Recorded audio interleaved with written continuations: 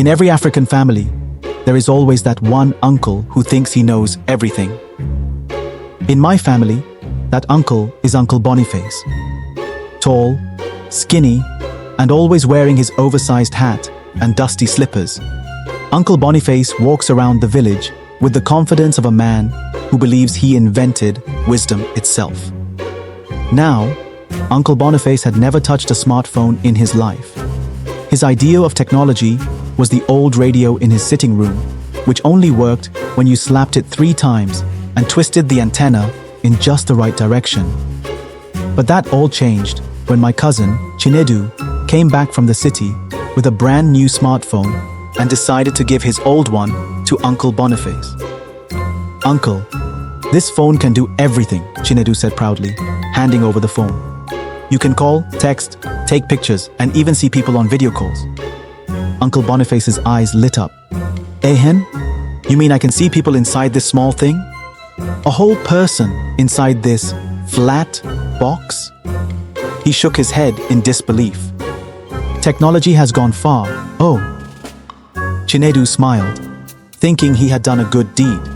But little did we know, this single act would throw our entire village into chaos. From the moment Uncle Boniface got that phone, life in the village was never the same. He called everyone at the strangest times. At 5 a.m., my phone would ring, and I would hear his loud voice. "Hello? Can you see me? Press that thing so I can see your face." "Ah, this phone is stubborn, like my neighbor's goat." I would try to explain. "Uncle, it's not a video call. You just called normally." "Ah, okay. But can you see me?" "No, Uncle. But I can see me. My face is inside the phone. Why can't you see me?" "Uncle, that is your front camera." "Aha, I knew it. This phone is showing me to myself, because I am the most important person." Smartphone indeed. The real drama began when Uncle Boniface discovered WhatsApp. He thought every message sent to him was a personal attack. One day, someone forwarded a chain message that said, "If you don't send this to 10 people, bad luck will follow you for 7 years." Uncle Boniface nearly fainted. He rushed to the village square shouting, "Ha! Who sent me bad luck? Who wants me to have 7 years of suffering? Is it because I refused to share my roasted yam last market day? I will send it to 20 people. Double punishment back to them." We all tried to calm him down, but he was too busy pressing his phone with one eye closed, sending the message to every contact, including the village chief, the primary school teacher, and even the pastor. But the funniest incident happened when Uncle Boniface decided to Google for the first time. Chinedu said, "I can ask this phone anything," he muttered. "Let me see if this thing really knows everything." He sat outside his hut, cleared his throat, and spoke loudly into the phone. "Google, who is the richest man in our village?" The phone didn't respond. I said Google, who is the richest man in our village? Answer me now." Frustrated, he marched to the village cyber cafe, demanding help from the young man who ran it. After typing the question, the answer appeared. No results found. Uncle Boniface gasped. "Haha, you mean even Google doesn't know who is richer than me in this village? Ehen, I knew it." One day, Uncle Boniface accidentally joined a WhatsApp group meant for village elders. But instead of discussing serious matters, he started posting random voice notes at odd hours. At 2 a.m., a message would pop up. "This is Boniface.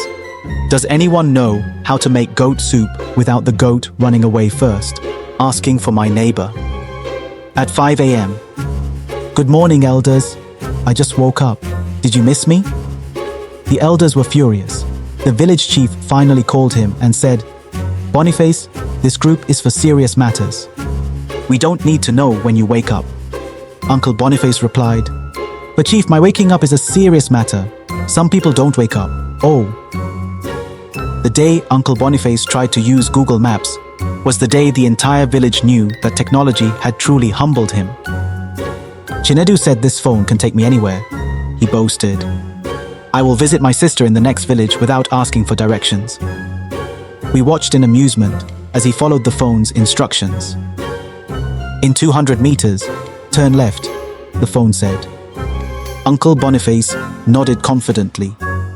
But after 10 minutes, he was standing in the middle of a cassava farm, scratching his head. The phone repeated, "Recalculating, make a U-turn." He shouted at the phone, "U-turn to where?" "I'm on someone's farm. Do you want them to beat me?" "Technology will not disgrace me today." As Uncle Boniface stood in the middle of the cassava farm, sweat dripping down his forehead, he looked around in frustration. The goats, grazing nearby, stared at him, probably wondering what this confused human was doing in their territory. "Recalculating," the phone repeated. Uncle Boniface waved the phone in the air and shouted, "You have been recalculating since. If you know the way, why didn't you tell me before I entered this farm?" He turned to one of the goats and muttered, "You there, do you know the way to my sister's house? You seem smarter than this phone." The goat bleated and ran away. "Useless animal," Uncle Boniface grumbled. "Even you are laughing at me."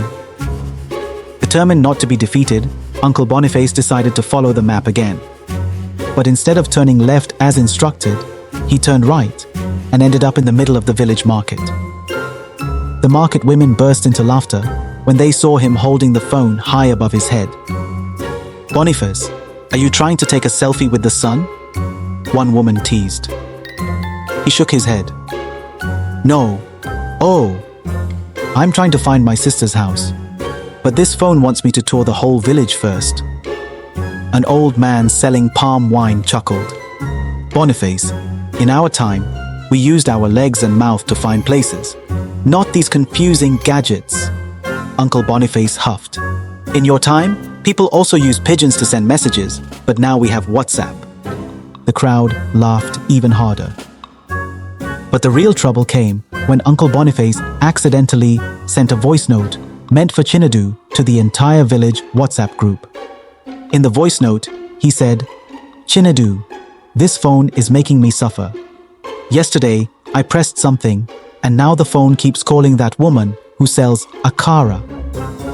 I think she thinks I like her. Help me before she comes to my house with a frying pan." Within minutes, the akara seller replied in the group, "Boniface, don't worry. I'm already on my way with fresh akara. Hope you have palm oil at home." The whole village erupted in laughter. Uncle Boniface tried to defend himself. "I was only testing the phone," he shouted. The akara seller replied, "No problem, we can test our love too." From that day, Uncle Boniface became known as Akara Romeo, and no matter how hard he tried, the nickname stuck. One evening, determined to prove that he could master technology, Uncle Boniface decided to order something online. He had heard Chinedu talk about a delivery app, and he was curious. He opened the app and tried to order a goat. But instead of typing goat, he accidentally typed coat. When the delivery arrived, Uncle Boniface was shocked. "What is this?" he asked the delivery man. "Sir, it's a coat, just like you ordered." Uncle Boniface scratched his head. "I said goat, not coat. What will I do with this? Wear it to the farm?" The delivery man shrugged. "Sorry, sir. No refunds." Frustrated, Uncle Boniface wore the coat anyway and walked around the village like a fashion model. "At least now I look like an important man," he muttered. But the ultimate showdown between Uncle Boniface and technology happened when he decided to use voice typing. One day, he sat outside his hut and said, "Phone, write this message to Chinedu. I need help with my phone. Call me when you can." But the phone, mishearing him, typed, "I need help with my goat. Call me when you can." Chinedu, confused, replied, "Uncle, which goat again?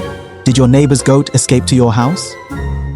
Uncle Boniface, seeing the message, shouted, "Which goat? This phone will not disgrace me today." He pressed the voice button again, this time yelling loudly, "I said phone. Write message to Chinadu about my phone, not goat." The phone typed, "I said bone.